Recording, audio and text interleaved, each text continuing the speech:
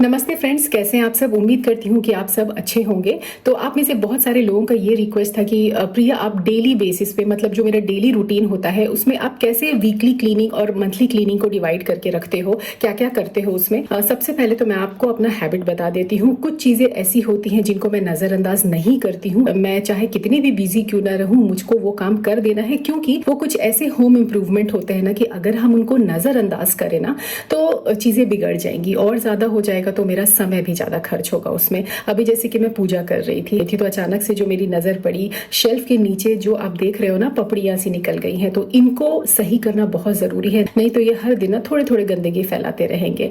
ऐसे छोटे छोटे मरम्मत के लिए मैं इस तरीके का प्रोडक्ट हैंडी रखती हूँ। यहाँ पे वॉल पुट्टी, फेविकॉल और थोड़ा पानी मिक्स करके भी अप्लाई कर सकते हैं, लेकिन जैसे कि मैंने आपको कहा कि अगर आप अपना समय बचाना चाहते हैं तो इस तरीके का प्रोडक्ट में इन्वेस्टमेंट करना बहुत जरूरी होता है। उपाय बहुत सारे हैं, आप अपने बजट और समय के हिसाब से चीजें यूज कर सकते हैं।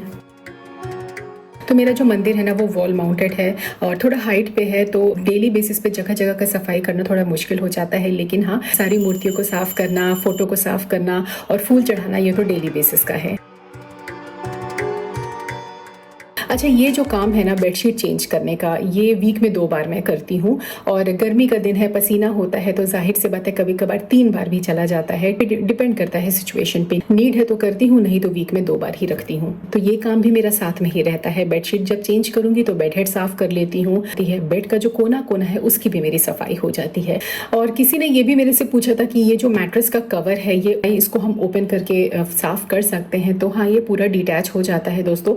इसको महीने में 1 बार मैं करती ही हूँ। और मशीन वॉश है, आप इसमें थोड़ा सा अपना जो लिक्विड डिटर्जेंट है वो डाल करके और इजीली आप क्लीन कर सकते हैं। तो ये मैं अभी आपको दिखा दे रही हूँ। हालांकि ये मंथली बेसिस पे मैं इसको करती हूँ, लेकिन फिर भी कंटेंट बना रही हूँ, तो सोचा कि आप लोगों ने पूछा था तो क्यों ना आपसे शेयर कर दिया जाए।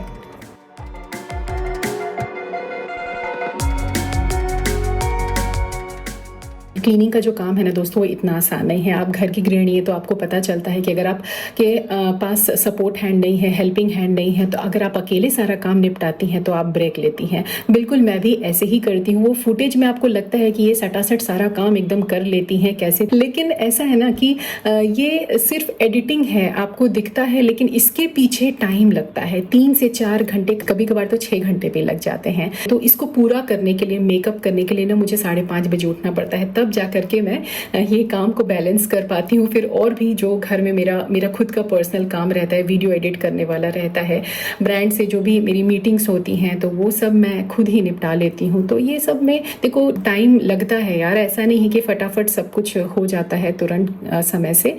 ये मेरी बिटिया का कमरा है, तो इसका भी मैंने आज अच्छा खासा डीप क्लीनिंग कर लिया है। इसमें थोड़ा सा एफर्ट लगता है, लेकिन अगर मैं छोड़ दूंगी ना तो इसमें मकड़े जाले बहुत तेजी से लगने लगते हैं। और रही बात ये बॉक्स के बारे में, तो यहाँ पे मैंने सोचा था कि कुछ सामान वगैरह रखूंगी, लेकिन फिलहाल के लिए ऊपर मेरी बेटी सोती है, नीचे मैं यहाँ सो जाती हूँ। तो फ्लैट सरफेस में सोती हूँ ना, तो कमर दर्द का इशू मेरा नहीं रहता है। और बंक बेड का जो डायमेंशन है उससे रिलेटेड काफी सारे क्वेरीज आए थे, तो देखो एक वीडियो में ना मैंने पर्टिकुलरली इनका पूरा डिटेल दिया था, तो वो मैं लिंक कर दूंगी डिस्क्रिप्शन बॉक्स में, आप एक बारी चेक कर लीजिएगा। होपफुली आपको काफी मदद मिलने वाला है।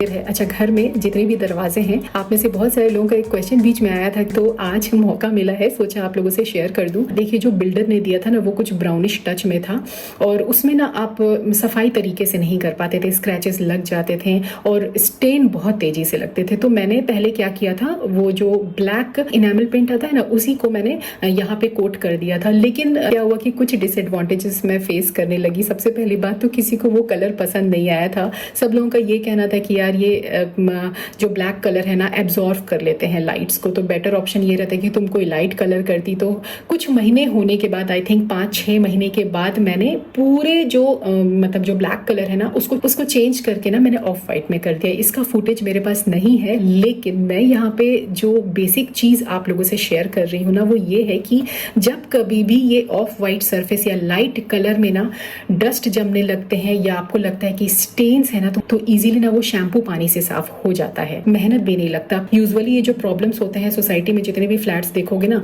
कभी गर्म मॉइस्चर लगने की वजह से वो एक्सपैंड कर जाते हैं, कभी ऑटोमेटिकली वो सही हो जाते हैं। तो इन सब चीजों से ना आप बच जाओगे। तो ये अब मैं इशू फेस नहीं करती हूँ। और सारे दरवाजे के जो कलर है ना एकदम एक से हैं, तो देखने में बड़ा ही अच्छा लगता है, लाइट कलर का है।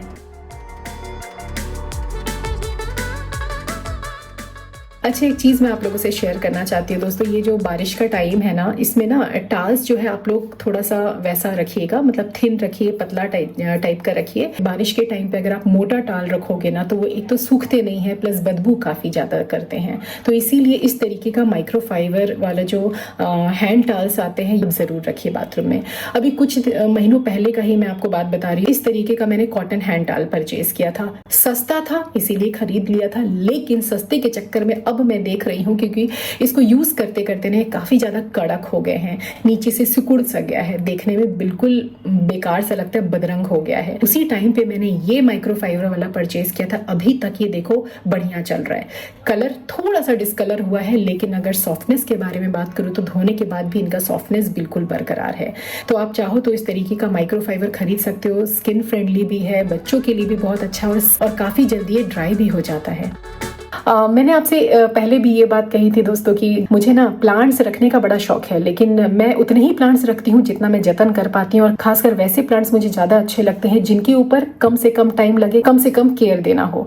जैसे कि एग्जाम्पल के तौर पर सिंगोनियम है, मनी प्लांट्स है, मतलब मैं सॉइल वाले प्लांट्स के बारे में बात कर रही हूँ। जेड प्लांट्स हो गए हैं स्वीट पोटैटो वाइन से, तो अभी आप इनके पत्ते देख रहे हो। अभी बीच में ना इधर बीच इतनी ज़्यादा धूप हो रही थी ना, जिनकी वजह से इनके जो पत्ते हैं ना जल गए थे, अब झड़ने लगे हैं। लेकिन हाँ, एक बड़ी अच्छी चीज ये है कि बिना केयर किए ही आप देखोगे इनको हल्का सा बस बारिश का पानी लगा है और उस जगह पे ना प्यारे प्यारे ग्रीन पत्ते आ रहे हैं। तो ये अच्छी निशानी है कि जो आपका प्लांट्स है ना वो हेल्दी है। आपको इसको केयर करने की बिल्कुल जरूरत नहीं है। तो इनको पानी अपने को तभी देना होता है जब इनका सॉइल सूख जाता है ना। लेकिन वीकली बेसिस पे मेरा जो काम रहता है ना वो ये है कि जहाँ पे इनको मैंने रखा है, जो प्लांट स्टैंड है, बेसिकली उसको मुझे अच्छे तरीके से क्लीन करने की जरूरत होती है। कभी कभार अगर लगे कि मुझे थोड़ा पुताई कर देना है, पेंट पॉलिश कर देना है, तो मैं वो भी कर देती हूँ। अच्छा लगता है देखने में। बैल्कनी का एक कोना जो है ना मेरा, क्योंकि छोटा सा बैल्कनी है यार, अगर हरा भरा रखूंगी तो अच्छे लगेंगे, लेकिन हरियाली ऐसी हो कि दूसरे को भी प्रॉब्लम ना हो उठने बैठने में और देखने में भी खूबसूरत लगे। कुछ पर्टिकुलर एरिया जो ज़्यादा टाइम लेता है ना भाई, उसको एकदम आखिरी में मैं रखती हूँ। और कुछ ऐसे सेक्शंस होते हैं, जैसे ये डाइनिंग टेबल होता है, मैं चेयर्स हैं, तो ये सब ना हार्डली 10 से 15 मिनट ही लगते हैं इनको करने में। यहाँ पे सिंपल डस्टिंग करती हूँ। जैसे आपने पूछा था कि कोलिन इस्तेमाल करना है, विनीगर इस्तेमाल करना है, कोई ऐसे लिक्विड कुछ नहीं मैं यहाँ पे इस्तेमाल करती हूँ। प्रॉपर डस्टिंग कर लेती हूँ, कोने कोने से सफाई करती हूँ। हाँ, ब्रश मेरे पास ज़रूर रहता है। जो फैब्रिक के कॉर्नर वाला जो पार्ट होता है चेयर का, वहाँ से आप क्लीनिंग इजीली कर सकते। अच्छा, सूखा डस्टिंग होने के बाद मैं इस पे जो वैक्स है मेरे पास ये रखा हुआ, इससे मैं पॉलिश कर लेती हूँ, तो अपना चमक भी हो जाता है। पॉलिशिंग करने के बाद ना एकदम नया जैसा दिखने लगता है। तो ये आप लोग जरूर ट्राई कीजिएगा। और मैंने ये पहले भी आप लोगों से शेयर किया था, जब डाइनिंग टेबल चेयर्स वगैरह की क्लीनिंग अच्छे से हो जाती है, डस्टिंग अच्छे से हो जाती है ना, तो जो मेरे पास सिंगल बेड का चादर है उसको मैं यहाँ पे स्प्रेड कर देती हूँ। उसके बाद अगर आपको कुछ डेकोरेटिव आइटम्स रखने हैं, तरीके से सजा करके रखना, आप वो रख लीजिए। थोड़े से सरफेस को मैं ऑर्गेनाइज करके रखती हूँ। कभी कभार ऑफिस रूम से हट करके यहाँ पे भी मुझे काम करना होता है, तो लैपटॉप लगा करके अपना काम इत्मीनान से कर लेती हूँ, क्योंकि चार्जिंग पॉइंट यहाँ पे ना नज़दीक है। तो इसीलिए मैं कोशिश करती हूँ जो मेरा डाइनिंग टेबल है एकदम नीट एंड क्लीन और थोड़ा सा स्पेशियस रहे। तो दोस्तों ये कुछ साफ सफाई के बारे में, कुछ ऑर्गेनाइजेशन के बारे में आज मैंने आप लोगों से शेयर किया था। आप लोग रिक्वेस्ट किए थे, तो वही मैंने सोचा कि चलो कंटेंट के माध्यम से आपको बता दूं। लेकिन देखिए हम लोग गृहिणी हैं, तो जाहिर सी बात है हर दिन डेली बेसिस पे कुछ ना कुछ अपना काम निकलते जाता है। ऑर्गेनाइजेशन से रिलेटेड हो, चाहे क्लीनिंग से रिलेटेड हो, किचन का काम हो, बाथरूम का काम हो, करना पड़ता है। तो देखिए ये जो बाथरूम के टाइल्स पे आप दाग धब्बे देख रहे हो ना, ये कि नॉर्मल नहीं है। एक्चुअली मैंने कुछ महीनों पहले बुलाया था बाहर से, किसी को हायर किया था, बाथरूम को क्लीन करने के लिए, लेकिन अब उसने क्या केमिकल डाला भगवान जाने। जो फर्श है ना लिटरली जल गए थे, मतलब जहां जहां वो लिक्विड गिरा था ना प्रॉपर वैसा दाग आपको दिख रहा होगा। और हर दिन धुलाई करती हूँ लेकिन फिर भी ये हटता नहीं है। मैंने बहुत सारे लोगों से पूछा एसिड क्लीनर अगर कोई है तो मुझे बता दो, गूगल में भी मैंने सर्च किया बट घंटा मुझे कोई रिजल्ट नहीं मिला, सच बता रही हूँ। लेकिन हाँ स्क्रीन पे बहुत सारे नॉन फ्लोर क्लीनर्स आ रहे थे, लेकिन इनमें से एक मुझे ये नया दिखा, तो मैंने सोचा कि चलो यार इसको मंगवा करके देखते हैं। नो डाउट हार्पिक मैंने ट्राई किया, कुछ भी नहीं हुआ, बट हाँ ये ना हार्पिक से भी ज़्यादा स्ट्रॉन्ग है। तो आप समझ सकते हैं कि जब आप इसको अप्लाई करोगे, यूज़ करोगे ना, तो आपको अपना हाथ कवर करना पड़ेगा, आपको अपना फेस को अच्छे तरीके से कवर करना पड़ेगा। हो सके तो ग्लासेस ऐसा लगाओ कि जो फ्यूम्स है ना वो आपके आंखों को इरिटेट ना करे।